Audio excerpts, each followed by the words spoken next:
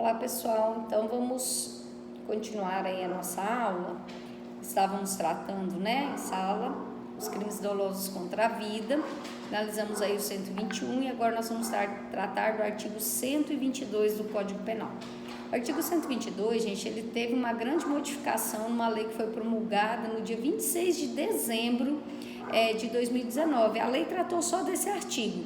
Na verdade, eu diria que ele foi reescrito, tá? Então, tiver com material atrasado, a apostila tá com o artigo todo certinho, com a redação nova para vocês acompanharem, ok? Então, vamos lá. Esse artigo, ele trata da instigação, do induzimento ou auxílio ao suicídio ou à automutilação. Veja, ele já existia no Código Penal, mas ele falava somente do suicídio. Essa questão da automutilação foi inserida agora em dezembro. Importante destacar, o código, ele não pune o sobrevivente do suicídio, por óbvio, Se ele teve o suicídio consumado, nem teria como punir, mas ele não pune o agente que tenta o suicídio.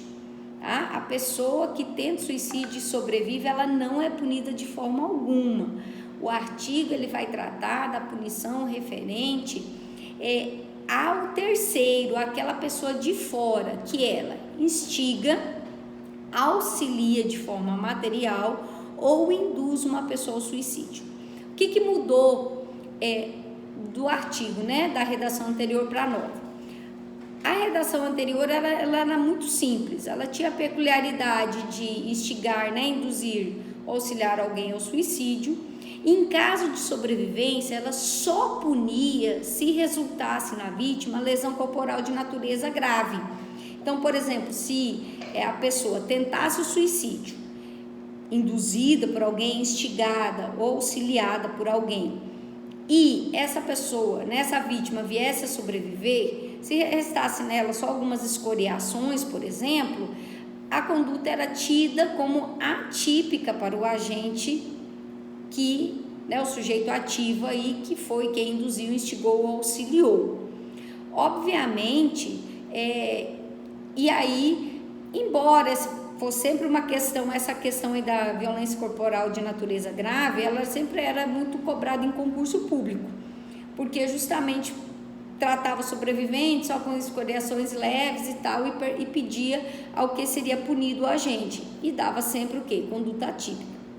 Essa redação foi totalmente modificada, nessa nova redação aí do 122. Então, ele continua trazendo as três modalidades: induzir, instigar ou auxiliar materialmente ao suicídio, ok? O caput trouxe a pena de 6 meses a 2 anos, que ele vai falar justamente, inclusive ele vai tratar dessa forma, ele não teve modificação. Mas o que ele trouxe de diferente? Ele escalonou as penas. Então, nós vamos tratando dos parágrafos agora, tá? O parágrafo 1º, então, ele vai trazer lá, se da automutilação ou da tentativa de suicídio resulta lesão corporal de natureza grave ou gravíssima, nos termos do artigo 129, nós já falamos isso em aula. Grave ou gravíssima está no rol do 129, é um rol taxativo. Então, a gente precisa olhar lá se encaixa. Lembrando, está punindo o terceiro e não a vítima sobrevivente. Eu tenho uma pena aí de 1 a 3 anos que trouxe com isso. O parágrafo 2º, ele trouxe, então, para o resultado morte, que é onde apareceu a grande discussão. Então, se for resultado morte, a pena vem de 2 a 6 anos. Ou seja, o que os doutrinadores vêm trazendo aí nos comentários agora? Que com essa questão de já escalonar para lesão grave ou gravíssima no parágrafo 1º, a consumação da morte no parágrafo 2º, o caput tornou-se crime meramente formal, ou seja, um mero induzimento, o auxílio ou a instigação ao suicídio, ou seja, ainda que não deu desgraceira, não deu nada, a vítima sobreviveu de boa, com essa tentativa, não restou lesões, nem sequelas, nada, ainda assim o agente já seria punido pelo caput. Então, essa é uma das grandes inovações trazidas pela lei, ok?